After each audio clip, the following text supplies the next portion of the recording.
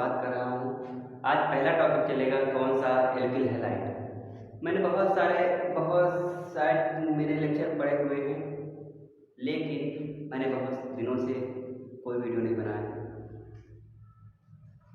और आज मैं आपको पढ़ाने के लिए आपको एक पहला वीडियो बनाने जा रहा हूँ, शुरुआत करने जा रहा हूँ। जैसे आपका जो पहला लेसन है ऑर्गेनिक केमिस्ट्री का, यानी कार्बनिक रसायन का, तो कार्बनिक रसायन से मैं शुरुआत करूँगा।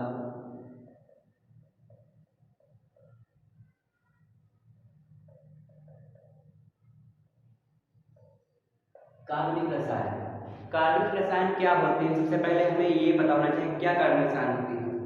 कार्बनिक रसायन वो है जिसमें कार्बन के यौगिक पाए जाए। किसके यौगिक? कार्बन के यौगिक पाए जाए।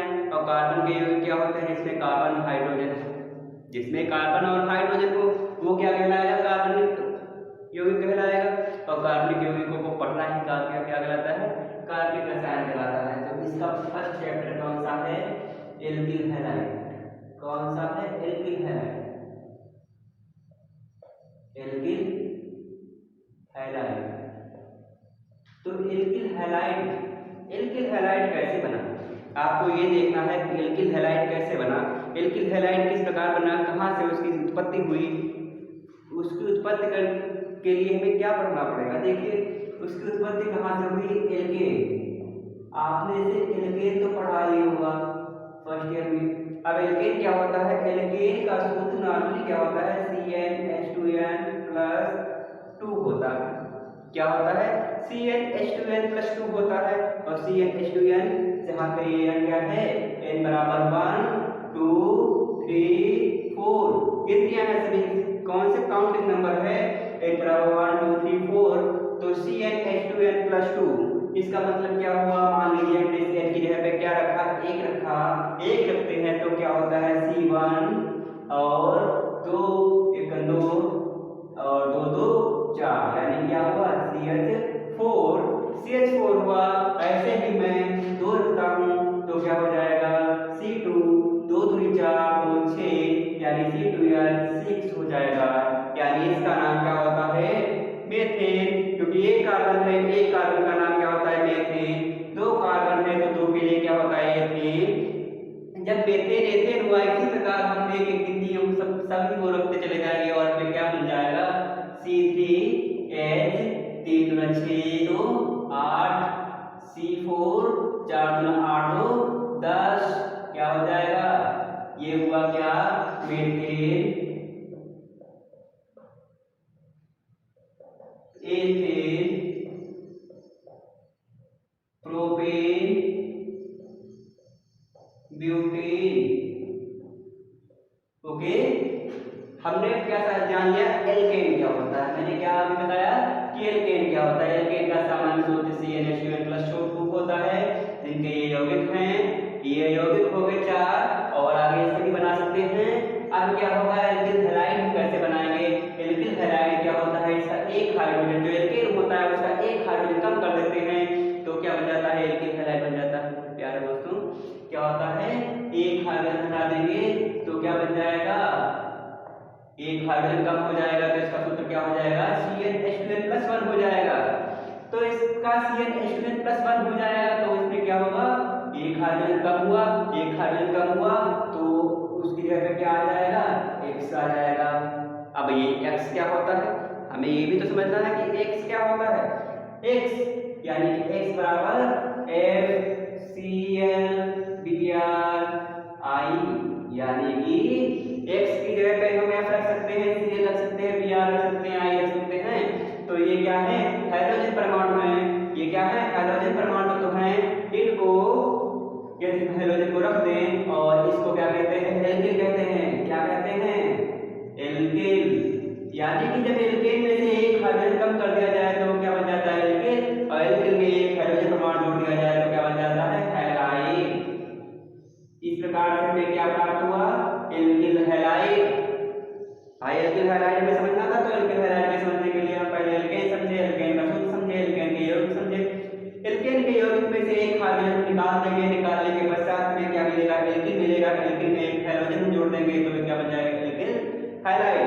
हैलाइड क्या कहते हैं? HCO होता पे, और ये जो इसमें से हाइड्रोजन निकालेंगे, मान लीजिए CH4 में से क्या हुआ, एक हाइड्रोजन निकाल दिया तो CH3, तो एक निकालेंगे तो यहाँ पे प्लस नहीं आ जाएगा, यहाँ पे प्लस आ जाएगा, और जो Cl होगा उसको लेंगे तो माइनस होता है, क्योंकि ये Cl ये खींच देता है, तो Cl माइनस होता है, ये प्लस होता है, दोनों भी बंद हो जाएगा, तभी तो अब इसको Cl माइनस को क्या कहते हैं, क्लोराइड आयन, क्लोराइड यानी कि क्लोराइड, या इसको क्या कहते हैं, हैलाइड, इसको फ्लोराइड, क्लोराइड, ब्रोमाइड, आयोडाइड, क्योंकि इनके पास एक इलेक्ट्रॉन ज्यादा होता है।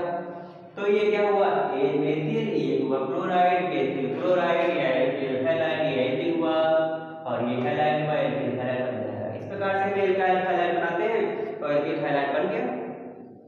अब एल्किल हैलाइड बन गया, अब एल्किल हैलाइड को कैसे जानेंगे, कौन कौन से किस प्रकार के होते हैं, एल्किल हैलाइड को वर्गीकृत किया जाएगा। अब कितने प्रकार से वर्गीकृत करते हैं, कैसे करते हैं, आपको बताएंगे हम आपको।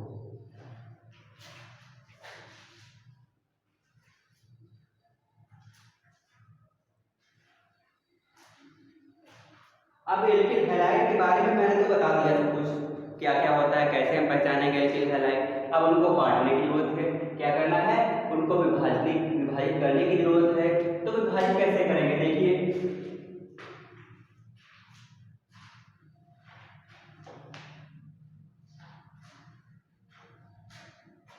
अब विभाजित कैसे करेंगे, देखिए एल्किल हैलाइडों को विभाजित करेंगे, जैसे किस प्रकार से हम किस आधार पे वर्गीकरण करेंगे।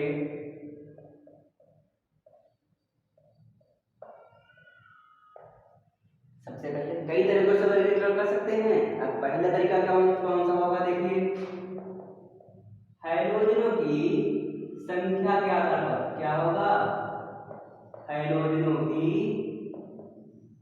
संख्या के आधार पर,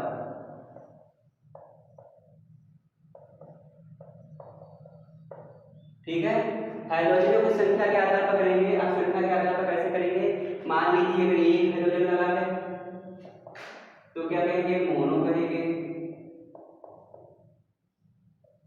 दो हाइड्रोजन लगा है तो क्या कहेंगे, डाई कहेंगे, तीन हाइड्रोजन लगा है तो क्या कहेंगे, ट्राई कहेंगे। इस प्रकार से हम विभाजित करेंगे। तो कैसे इसके यौगिकों तो एग्जांपल भी तो देखने हैं हमें, तो क्या कहेंगे, देखिए CH3X, ये क्या हुआ, मोनोहैलाइड हुआ, क्या हुआ, मोनोहैलाइड हुआ, यानी मोनोहैलोएल्केन, क्या हुआ, मोनोहैलोएल्केन, यानी मोनोहैलोएल्केन हुआ।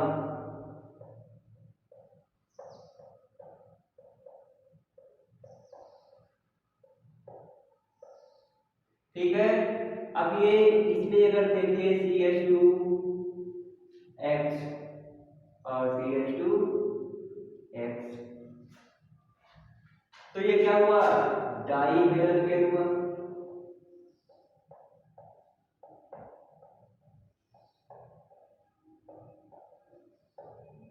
डाईहैलोएल्केन हो गया। अब ट्राईहैलोएल्केन देखिए कैसे बनेगा, CH2X CHX CH2X, यानी कि ये क्या हुआ, ट्राईहैलोएल्केन हुआ।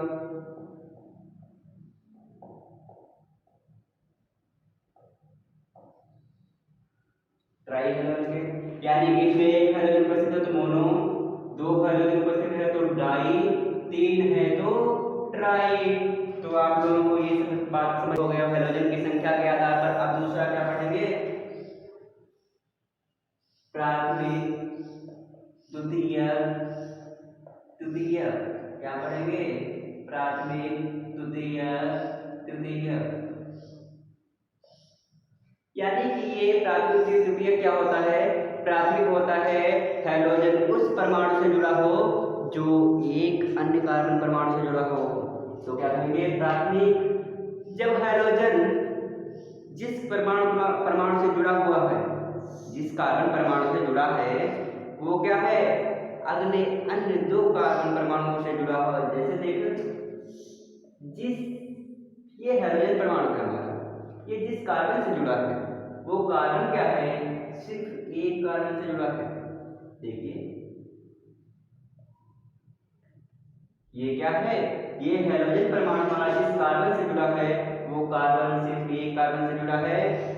हो जाएगा 1 डिग्री हैलाइड यानी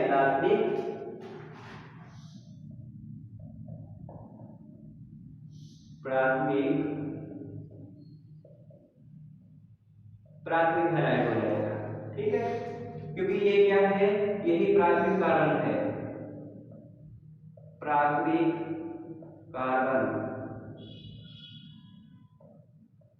अब देखिए दूसरा, देखिए ये किससे X जुड़ा है, ये हाइड्रोजन परमाणु जिस कार्बन से जुड़ा है वो कितने कार्बनों से जुड़ा है, 2 कार्बनों से जुड़ा है। कितने कार्बनों से, 2 कार्बनों से जुड़ा है। तो ये कौन सा हो जाएगा, ये वाला जो कार्बन है, ये वाला द्वितीय कार्बन हो जाएगा। कौन सा हो जाएगा, द्वितीय कार्बन हो जाएगा। इसको 1 डिग्री कहते हैं, इसको 2 डिग्री भी कहते हैं। तो ये क्या हो जाएगा, 1 डिग्री हैलाइड, ये क्या हो जाएगा 2 डिग्री हैलाइड या प्राथमिक हैलाइड और द्वितीयक हैलाइड। अब देखिए तीसरा क्या होता है, इसमें जो होता है हाइड्रोजन परमाणु उस कार्बन से जुड़ा हो जिससे जो कार्बन परमाणु क्या है R में 3 कार्बन परमाणुओं से जुड़ा हो। देखिए ये हाइड्रोजन परमाणु उस कार्बन से जुड़ा है जो कार्बन परमाणु अन्य 3 कार्बनों से जुड़ा है। तो ये क्या कहेंगे, तृतीय। कौन सा है, तृतीय कार्बन है। जब तृतीय कार्बन है तो ये हैलाइड कौन सा हो गया, तृतीय हैलाइड। कौन सा हो गया, तृतीय हैलाइड। भाई बड़ी किसके आधार पर बता रहे हैं हम, डिग्री के आधार पे कौन सा कार्बन किस डिग्री पे लगा हुआ है। भाई कौन सा कार्बन किस डिग्री का है, हम इस आधार पे फाइल कर रहे हैं। पहले तो हमने क्या देखा, सबसे पहले मैंने देखा हाइड्रोजन की संख्या के आधार पर। दूसरे नंबर पे मैंने क्या देखा, डिग्री के आधार पर, यानी कि कौन सा कार्बन कितने अन्य कार्बन से जुड़ा है और उनकी क्या हो जाएगा, वही डिग्री हो जाएगी। यदि एक इस हाइड्रोजन परमाणु जिस कार्बन से जुड़ा है वो कार्बन एक अन्य कार्बन से जुड़ा है तो क्या हो जाएगा 1 डिग्री कार्बन, और 1 डिग्री कार्बन हो जाए तो ये क्या पूरा हो जाएगा 1 डिग्री हैलाइड यानी प्राथमिक हैलाइड। अगर X जो है उस कार्बन से जुड़ा है जो कार्बन 2 अन्य कार्बन से जुड़ा है वो क्या हो जाएगा 2 डिग्री कार्बन, और ये हैलाइड कौन सा हो जाएगा, द्वितीयक हैलाइड। कौन सा हो जाएगा, द्वितीयक हैलाइड। अब आप ये भी देख सकते हैं कि इस कार्बन का संकरण कौन सा है, sp3। कौन सा है, sp3। इसका भी sp3 और इसका भी sp3, क्योंकि ये कार्बन, ये सभी कार्बन जो हैं सिंगल बॉन्डेड हैं, यानी एकल बंध द्वारा जुड़े होते हैं। इसमें कहीं पे डबल और ट्रिपल बॉन्ड दिख रहा है, नहीं दिख रहा है। तो हम इसको क्या कहेंगे, sp3 कार्बन कहेंगे। सभी कार्बन जितने भी हैं इसमें sp3 हैं। अब देखिए sp3 कार्बन के बेसिस पे देखिए, और हम बताने जा रहे हैं sp3 sp2 कार्बन के बेसिस पे। अब अगला हम डिवाइडेशन कैसे करेंगे, अगला डिवाइडेशन जो करेंगे वो हम करेंगे sp3 या एलिलिक, बेंजीलिक, और आपने पढ़ा भी होगा, यदि आपने अपने आप पढ़ा होगा तो क्या होगा, एलिलिक, बेंजीलिक और एरिल वाइनिलिक। ठीक है, तो इतना नोट तो कर लिए।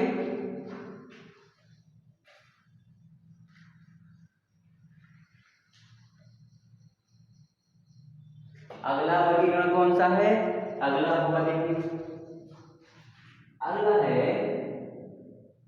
एलिलिक। एलिलिक है, देखिए एलिलिक हैलाइड कहते हैं। एलिलिक हैलाइड क्या होता है, आपको ये देखना है कि एलिलिक हैलाइड होता क्या है, आखिर ये कौन सी बला है। इसको समझने के लिए हमें क्या क्या करना पड़ेगा। तो देखिए जैसे मान लीजिए हैलाइड बन रहा है तो सबसे पहले तो हमें हाइड्रोजन जोड़ेंगे, इसी कार्बन से जोड़ेंगे। भाई एलिलिक हैलाइड, अगर हैलाइड पढ़ रहे हैं, एल्किल हैलाइड पढ़ रहे हैं तो उसमें हैलाइड तो पढ़ना पड़ेगा। हमने हैलाइड पढ़ लिया तो हैलाइड जो है किसी कार्बन से जोड़ना पड़ेगा एल्किल हैलाइड पढ़ने के लिए। तो क्या करेंगे, एल्किल हैलाइड में कार्बन जोड़ दिए, एल्किल हैलाइड जो कार्बन है उसको हाइड्रोजन से जोड़ दिए। अब इसकी कंडीशन ये होती है एलिलिक की, हाइड्रोजन परमाणु जिस कार्बन परमाणु से होता है वो क्या होता है, sp3 कार्बन होता है। कौन सा होता है sp3, यानी कि जब sp3 होता है तो इसके सभी क्या होंगे सिंगल बॉन्डेड होंगे। ये जिससे भी जुड़ेगा कैसे जुड़ेगा सिंगल बॉन्ड के द्वारा जुड़ा होगा। अब देखिए ये तो सिंगल बॉन्ड से जुड़ा, ठीक है, तो भाई सिंगल बॉन्डेड से जुड़ा है तो इसके पास सब कितने हाइड्रोजन आएंगे 2 आएंगे। क्यों आएंगे तो क्योंकि सिंगल बॉन्ड 2 है और 2 हाइड्रोजन बढ़ गए तो इसकी चारों वैलेंसी पूरी हो गई। अब ये कहता है ये sp3 कार्बन से तो जुड़ेगा लेकिन वो sp3 कार्बन होगा, sp3 कार्बन उस कार्बन से जुड़ेगा जो sp2 कार्बन होगा। ये कौन सा होगा sp2 कार्बन होगा, ठीक है, sp2 कार्बन होगा। स्वयं तो sp3 होगा लेकिन जिस कार्बन से जुड़ेगा वो क्या होगा sp2 होगा, यानी कि ये क्या हो जाएगा डबल बॉन्डेड हो जाएगा। ठीक है, सभी को समझ में आया। एलिलिक हैलाइड क्या होता है भाई? एलिलिक हैलाइड जो ये वाला है इसका नाम क्या है एलिलिक हैलाइड। तो इसको कैसे समझेंगे तो देखिए जिस हैलोजन परमाणु तो कोई हैलोजन परमाणु होता है वो sp3 कार्बन से जुड़ा होता है। कौन से sp3 कार्बन से जुड़ा होता है और sp3 कार्बन उस sp2 कार्बन से जुड़ा होता है। भाई जिस कार्बन से हैलोजन परमाणु जुड़ा है वो क्या होता है sp3, लेकिन sp3 कार्बन परमाणु से हैलोजन जुड़ा तो है तो वो कार्बन क्या हो वो sp2 कार्बन से जुड़ा होना चाहिए। यानी sp2 कार्बन के नेक्स्ट sp3 कार्बन से जब हैलोजन परमाणु जुड़ा होता है तो उसे ही क्या कहते हैं एलिलिक हैलाइड। यानी ये क्या है एलिलिक, ये क्या है एलिलिक एलाइड, एलाइड ये क्या है एलाइड और ये हैलाइड, एलाइड हैलाइड क्या हो जाएगा एलिलिक हैलाइड। ठीक है, अब देखिए जैसे ये मैंने रिंग बनाई, ठीक है, ये इसका एग्जांपल हो गया मैंने मान लो यहाँ पे डबल बॉन्ड बना दी। जब डबल बॉन्ड मैंने बना दिया यहाँ पे तो क्या हो जाएगा देखिए ये sp2 कार्बन ये sp2 कार्बन। इसकी कंडीशन क्या होनी चाहिए? इसकी कंडीशन ये है यदि sp2 कार्बन है तो sp2 कार्बन के पास में एक sp3 कार्बन होना चाहिए जिससे हैलोजन जुड़ा हो तो एलिलिक हैलाइड कहलाएगा। ये sp2 और sp2 के पास ये कौन सा है sp3 है। sp3 क्यों है क्योंकि इसके जितने भी कार्बन से जुड़ा है वो सब सिंगल बॉन्डेड से जुड़ा है। देखिए sp3 ये भी सिंगल बॉन्डेड ये भी सिंगल बॉन्डेड। अब यहाँ पे क्या हो जाएगा यहाँ पे एक हैलाइड जुड़ जाएगा, क्या जुड़ जाएगा एक हैलाइड जुड़ जाएगा। तो ये क्या हो गया ये तो sp3 कार्बन हुआ और ये sp2 कार्बन हुआ। तो भाई क्या हो गया sp3 sp2 यानी कि ये भी क्या हो गया एलिलिक हैलाइड हो गया। कौन सा हो गया एलिलिक हैलाइड हो गया। अब देखिए एलिलिक हैलाइड तो मैंने आपको पढ़ा दिया। एलिलिक हैलाइड में क्या लिखेंगे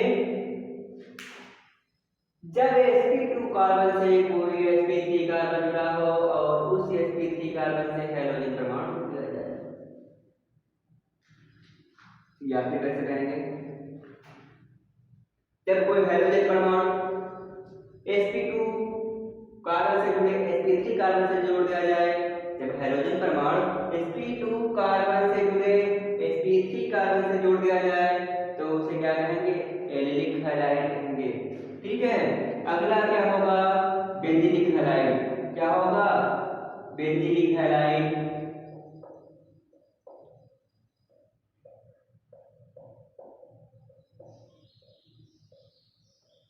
बेंजीलिक हैलाइड तो बेंजीलिक हैलाइड कब होगा? आप देखिए बेंजीलिक हैलाइड कैसे होगा। इसमें क्या था ये तो भाई क्या था इसमें मैंने डबल बॉन्ड के पास वाले sp3 कार्बन से एक हैलोजन जोड़ दिया है तो क्या हो गया एलिलिक हैलाइड हो गया। लेकिन बेंजीलिक हैलाइड क्या होता है? अब बेंजीलिक यानी बेंजीलिक यानी उसमें बेंजीन आ रहा है। तो देखिए बेंजीलिक हैलाइड में क्या हो गया इसमें एक बेंजीन ले आएंगे। ठीक है, बेंजीन में तीनों कार्बन 3 डबल बॉन्ड होते हैं तो क्या होगा भाई एलिलिक। बेंजीलिक में कंडीशन होती है जो sp2 कार्बन होता है उसे एक sp3 कार्बन जुड़ा होना चाहिए। तो एक ये sp3 कार्बन जोड़ दिया मैंने, एक है sp3 मैंने कार्बन जोड़ दिया। अब sp3 कार्बन जोड़ दिया sp2 कार्बन से जुड़ा हुआ एक sp3 कार्बन। अब उससे मैं क्या जोड़ूंगा हाइड्रोजन परमाणु। अब हाइड्रोजन परमाणु जोड़ दिया तो इसमें कितने हाइड्रोजन 2 हाइड्रोजन। देखिए इसको कंडीशन अलग अलग हो जाता है सब एक ही है। ये एलिलिक ये बेंजीलिक इसमें एलिलिक में एलाइल इसमें बेंजीन में बेंजाइल यानी एलिफेटिक, ये नॉन एलिफेटिक। इसमें भाई बेंजीन है, ये बेंजीन है, ठीक है ना। तो इसमें देखिए ये डबल बॉन्ड sp2 कार्बन से sp3 कार्बन जुड़ा और sp3 कार्बन से कार्बन जुड़ा। वैसे ही इसमें भी देखिए ये sp2 सब हैं, इसमें सभी कार्बन sp2 हैं क्योंकि सबसे डबल बॉन्ड में है। और ये sp2 कार्बन हुआ तो ये एक sp3 कार्बन जुड़ा है, ये जो क्या है sp3 कार्बन है, और ये क्या है sp2 कार्बन है। और sp2 कार्बन से जुड़े sp3 कार्बन से एक हाइड्रोजन जुड़ा है, तो क्या हो जाएगा बेंजीलिक हैलाइड हो जाएगा। इस प्रकार से हमारी एक और प्रॉब्लम सॉल्व हो गई। तो हम इस प्रकार से दोनों एलिलिक और बेंजीलिक दोनों पढ़ लिए। कैसे समझे? एलिलिक बेंजीलिक दोनों एक ही कंडीशन, जब कोई डबल बॉन्डेड sp2 कार्बन से sp3 कार्बन जुड़ा हो और उस sp3 कार्बन से कोई हैलोजन परमाणु जोड़ दिया जाए तो क्या हो जाएगा एलिलिक हैलाइड और बेंजीलिक हैलाइड। इस प्रकार से दोनों हो जाएंगे। अब भाई अगला पढ़ाते हैं, देखिए अगला क्या है।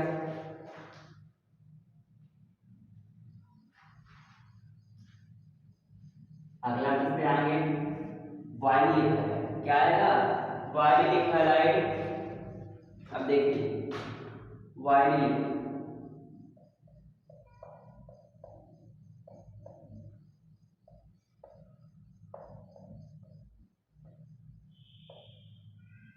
वाइनिलिक हैलाइड कैसे समझेंगे?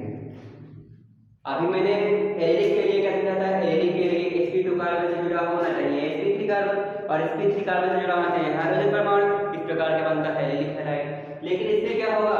देखिए इसमें जो sp2 कार्बन है, ठीक है, इसकी भी चार वैलेंसी पूरी, इसकी भी चार वैलेंसी पूरी, लेकिन यहाँ पे एक हाइड्रोजन भी लगाना। अब देखिए एलिलिक में क्या था? sp2 कार्बन से एक sp3 कार्बन जुड़ा होना चाहिए, उसके पश्चात इसमें हाइड्रोजन जुड़ा होना चाहिए। लेकिन इसमें क्या है? जो sp2 कार्बन है उसी से डायरेक्ट हाइड्रोजन परमाणु जोड़ दिया जाए तो क्या हो जाएगा? वाइनिलिक हैलाइड हो जाएगा। क्या समझ में आया? इसमें क्या दिक्कत है भाई? ये तो बहुत आसान है, बहुत आसान। कैसे? sp2 कार्बन होगा, डबल बॉन्डेड कार्बन होगा, उसी से क्या जोड़ देंगे? हाइड्रोजन परमाणु जोड़ देंगे, तो क्या हो जाएगा? Vinylic halide. इसी प्रकार एरिल हैलाइड, तो देखिए एरिल हैलाइड कैसे? एरिल हैलाइड कैसे? देखिए कोई बेंजीन ले लीजिए भाई, उसमें बेंजीन ले, बेंजीन में कॉमनली क्या होते हैं? तीन डबल बॉन्डेड होते हैं, सब डबल बॉन्डेड होते हैं, ठीक है। तो यहीं पे डायरेक्ट हैलोजन जोड़ देते हैं। उसमें क्या करते थे?